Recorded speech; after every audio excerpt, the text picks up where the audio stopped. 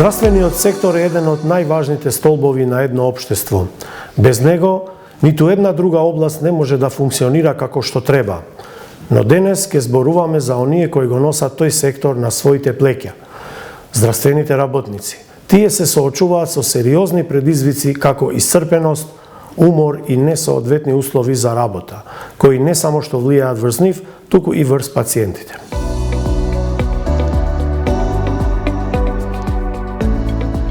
Еден од најголемите проблеми во нашиот здравствен систем е недостатокот на здравствен кадар. Во многу болници бројот на лекари и медицински сестри е далеку под потребниот. Ова значи дека тие што остануваат се принудени да покриваат огромен број на пациенти секој ден. Замислете еден лекар кој работи на одел со тројно повеќе пациенти од капацитетот што може да го покрие. Додадете на тоа и работни смени кои често траат по 12 или 24 часа, без доволно одмор. Ова не е само физички напор, туку и ментален стрес кој се натрупува со текот на времето.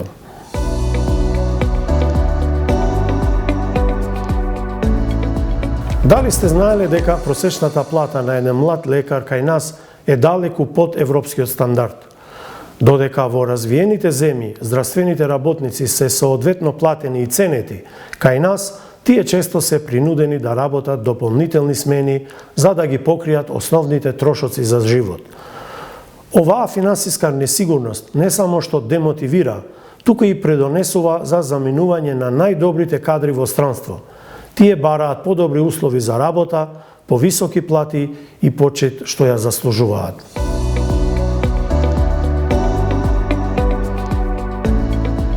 Кога зборуваме за здравствените установи, често пати се среќаваме со приказни за застарена или неисправна опрема. Здравствените работници работат во услови кои често се далеку од минималните стандарди. Пациенти чекаат долго време за прегледи или интервенции, не затоа што лекарите не сакаат да им помогнат, туку затоа што немаат доволно ресурси. Замислете како еден лекар се чувствува кога знае дека може да помогне, но нема соодветна опрема за тоа. Ова создава чувство на беспомошност и дополнителен стрес.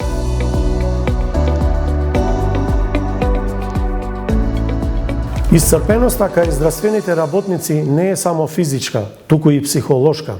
Постои постојан притисок да се носат брзи и точни одлуки кои можат да значат живот или смрт за пациентите. Овој притисок, заедно со долготрајниот замор, може да доведе до синдром на согорување или бърнаут синдром, состојба која ги демотивира и ги прави здравствените работници ранливи на грешки.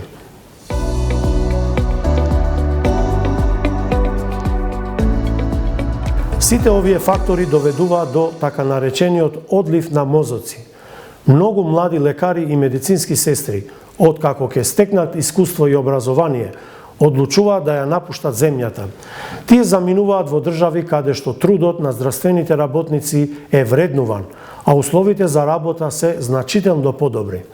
Ова создава празнина во нашиот здравствен систем, што дополнително го влошува проблемот со недостаток на персонал.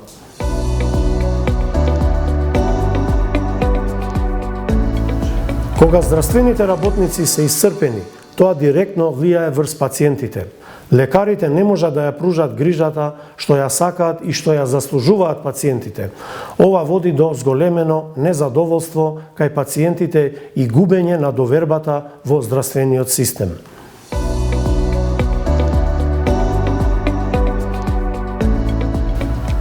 Што можеме да направиме за да ја подобриме оваа состојба? Еве неколку клучни чекори. Зголемување на платите на здравствените работници, вработување на повеќе персонал за да се намали работниот товар, модернизација на здравствените установи и инвестирање во нова опрема, воведување програми за поддршка на менталното здравје на здравствените работници и создавање подобри услови за работа за да ги задржиме младите кадри во земјата.